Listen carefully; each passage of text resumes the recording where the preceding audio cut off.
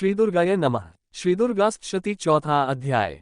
इंद्रादि देवताओं द्वारा देवी की स्तुति। ध्यान सिद्धि की इच्छा रखने वाले पुरुष जिनकी सेवा करते हैं तथा देवता जिन्हें सब ओर से घेरे रहते हैं, उन जया नाम वाली दुर्गा देवी का ध्यान करें। उनके श्रीअंगों की आभा काले मेघ के समान श्याम है। वे अपने कटाक्षों से शत्रु समूह को भय प्रदान करती हैं। उनके मस्तक पर आबद्ध चंद्रमा की रेखा शोभा पाती है। वे अपने हाथों में शंख, चक्र, कृपाण और त्रिशूल धारण करती हैं।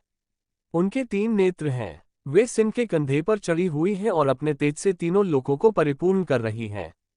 ऋषि कहते हैं, अत्यंत पराक्रमी दुरात्मा महिषासुर तथा उसकी दैत्य सेना के देवी के हाथ से मारे जाने पर इंद्र आदि देवता प्रणाम के लिए गर्दन तथा कंधे झुकाकर उन भगवती दुर्गा का उत्तम वचनों द्वारा स्तवन करने लगे। उस समय उनके सुंदर अंगों में अत्यंत हर्ष के कारण रोमांच हो आया था।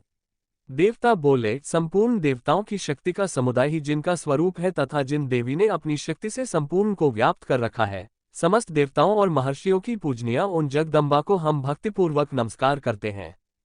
वे हम लोगों का कल्याण करें।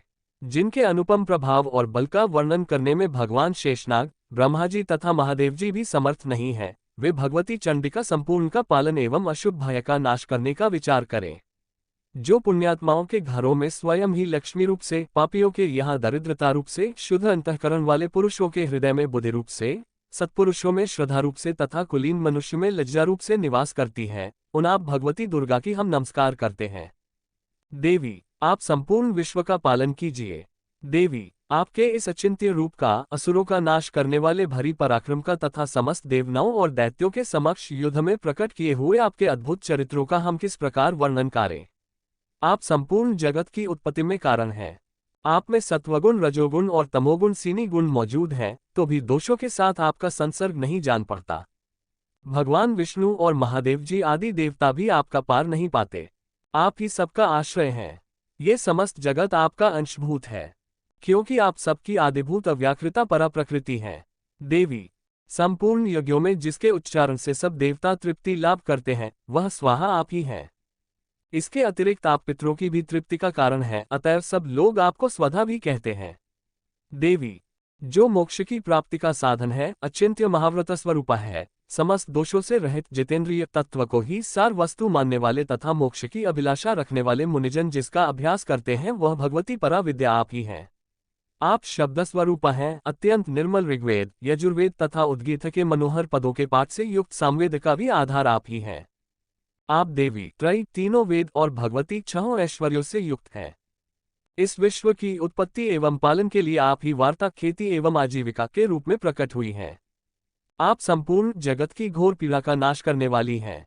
देवी, जिससे समस्त शास्त्रों के सार का ज्ञान होता है, वह मेधा शक्ति आप ही हैं। दुर्गम भवसागर से पार उतारने वाली नौकारूप दुर्गा देवी भी आप ही हैं। आपकी कहीं भी आसक्ति नहीं है। कैटभ के शत्रु भगवान विष्णु के वक्षस्थल में एकमात्र निवास करने वाली भगवती लक्ष्मी तथा भगवान चंद्रशेखर द्वारा सम्मानित गौरी देवी भी आप ही हैं। आपका मुख मंद मुस्कान से सुशोभित, निर्मल, पूर्ण चंद्रमा के बिंब का अनुकरण करने वाला और उत्तम सुवर्ण की मनोहर कांति से कमनीय है। तो भी उसे देखकर महिषासुर को क्रोध हुआ और सहसा उसने उन पर प्रहार कर दिया। ये बड़े आश्चर्य की बात है। देवी, वही मुख जब क्रोध से युक्त होने पर उदयकाल के चंद्रमा की भांति लाल और तनी हुई भौहों के कारण विकराल हो उठा, तब उसे देखकर जो महिषासुर के प्राण तुरंत नहीं निकल गए, यह उससे भी बढ़कर आश्चर्य की बात है। क्योंकि क्रोध में भरे हुए यमराज को देखकर भला कौन जीवित रह सकता है। देवी, आप प्रसन्न हो। परमात्मा स्वरूपा आपके प्रसन्न होने पर जगत का अभ्युदय होता है और क्रोध में भर जाने पर आप तत्काल ही कितने कुलों का सर्वनाश कर डालती हैं। ये बात अभी अनुभव में आई है। क्योंकि महिषासुर की यह विशाल सेना क्षण भर में आपके कोप से नष्ट हो गई है। सदा अभ्युदय प्रदान करने वाली आप जिन पर प्रसन्न रहती हैं, वे ही देश में सम्मानित हैं। उन्हीं को धन और यश की प्राप्ति होती है। उन्हीं का धर्म कभी शिथिल नहीं होता तथा वे ही अपने हृष्ट पुष्ट स्त्री, पुत्र और भारित्यों के साथ धन्य माने जाते हैं। देवी, आपकी ही कृपा से पुण्यात्मा पुरुष प्रतिदिन अत्यंत श्रद्धापूर्वक सदा सब प्रकार के धर्मानुकूल कर्म करता है और उसके प्रभाव से स्वर्गलोक में जाता है। इसलिए आप तीनों लोकों में निश्चय ही मनोवांछित फल देने वाली हैं। माँ दुर्गे, आप स्मरण करने पर सब प्राणियों का भय हर लेती हैं और स्वस्थ पुरुषों द्वारा चिंतन करने पर उन्हें परम कल्याणमयी बुद्धि प्रदान करती हैं। दुख, दरिद्रता और भय हरने वाली देवी, आपके सिवा दूसरी कौन है जिसका चित्त सबका उपकार करने के लिए सदा ही दयार्द रहता हो। देवी, इन राक्षसों के मारने से संसार को सुख मिले तथा ये राक्षस चिरकाल तक नरक में रहने के लिए भले ही पाप करते रहे हों, इस समय संग्राम में मृत्यु को प्राप्त होकर स्वर्गलोक में जाया, निश्चय ही यही सोचकर आप शत्रुओं का वध करती हैं। आप शत्रुओं पर शस्त्रों का प्रहार क्यों करती हैं? समस्त असुरों को दृष्टिपात मात्र से ही भस्म क्यों नहीं कर देती? इसमें एक रहस्य है। ये शत्रु भी हमारे शस्त्रों से पवित्र होकर उत्तम लोकों में जाया, इस प्रकार उनके प्रति भी आपका विचार अत्यंत उत्तम रहता है। खग के तेजपुंज की भयंकर दीप्ति से तथा आपके त्रिशूल के अग्रभाग की घनीभूत प्रभा से चौंधियाकर जो असुरों की आंखें फूट नहीं गईं, उसमें कारण यही था कि वे मनोहर रश्मियों से युक्त चंद्रमा के समान आनंद प्रदान करने वाले आपके इस सुंदर मुख का दर्शन करते थे। देवी, आपका शील दुराचारियों के बुरे बर्ताव को दूर करने वाला है। साथ ही यह रूप ऐसा है जो कभी चिंतन में भी नहीं आ सकता और जिसकी कभी दूसरों से तुलना भी नहीं हो सकती, तथा आपका बल और पराक्रम तो उन दैत्यों का भी नाश करने वाला है जो कभी देवताओं के पराक्रम को भी नष्ट कर चुके थे। इस प्रकार आपने शत्रुओं पर भी अपनी दया ही प्रकट की है। 21 वरदायिनी देवी, आपके इस पराक्रम की किसके साथ तुलना हो सकती है तथा शत्रुओं को भय देने वाला एवं अत्यंत मनोहर ऐसा रूप भी आपके सिवा और कहाँ है? हृदय में कृपा और युद्ध में निष्ठुरता, ये दोनों बातें तीनों लोकों के भीतर केवल आप में ही देखी गई हैं। मातः आपने शत्रुओं का नाश करके इस समस्त त्रिलोकी की रक्षा की है।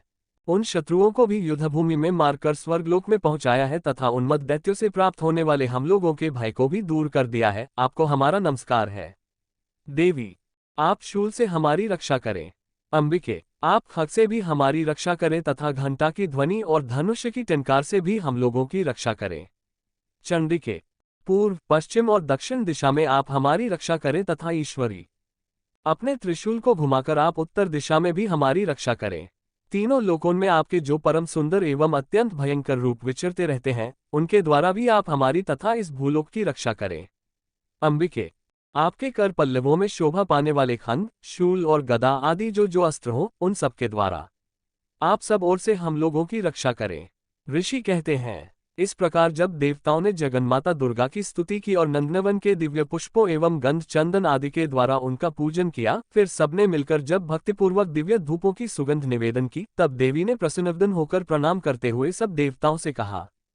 देवी बोली, देवताओं, तुम सब लोग मुझसे जिस वस्तु की अभिलाषा रखते हो उसे मांगो। देवता बोले, भगवती ने हमारी सब इच्छा पूर्ण कर दी, अब कुछ भी बाकी नहीं है, क्योंकि हमारा ये शत्रु महिषासुर मारा गया।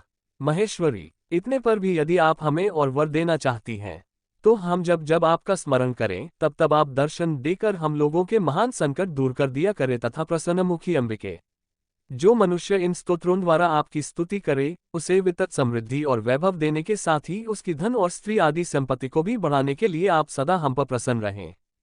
ऋषि कहते हैं, राजन, देवताओं ने जब अपने तथा जगत के कल्याण के लिए भद्रकाली देवी को इस प्रकार प्रसन्न किया, तब वे तथास्तु कहकर वहीं अंतर्धान हो गईं। भूपाल, इस प्रकार पूर्व काल में तीनों लोकों का हित चाहने वाली देवी जिस प्रकार देवताओं के शरीरों से प्रकट हुई थी, वह सब कथा मैंने कह सुनाई। अब पुनः देवताओं का उपकार करने वाली वे देवी दुष्ट दैत्यों तथा शुंभ निशुंभ का वध करने एवं सब लोकों की रक्षा करने के लिए गौरी देवी के शरीर से जिस प्रकार प्रकट हुई थी, वह सब प्रंग मेरे मुंह से सुनो। मैं उसका तुमसे यथावत वर्णन करता हूँ। इस प्रकार श्रीमार्कंडेय पुराण में सावर्णिक मनवंतर की कथा के अंतर्गत देवी महात्म्य में शक्रादि स्तुति नामक चौथा अध्याय पूरा हुआ।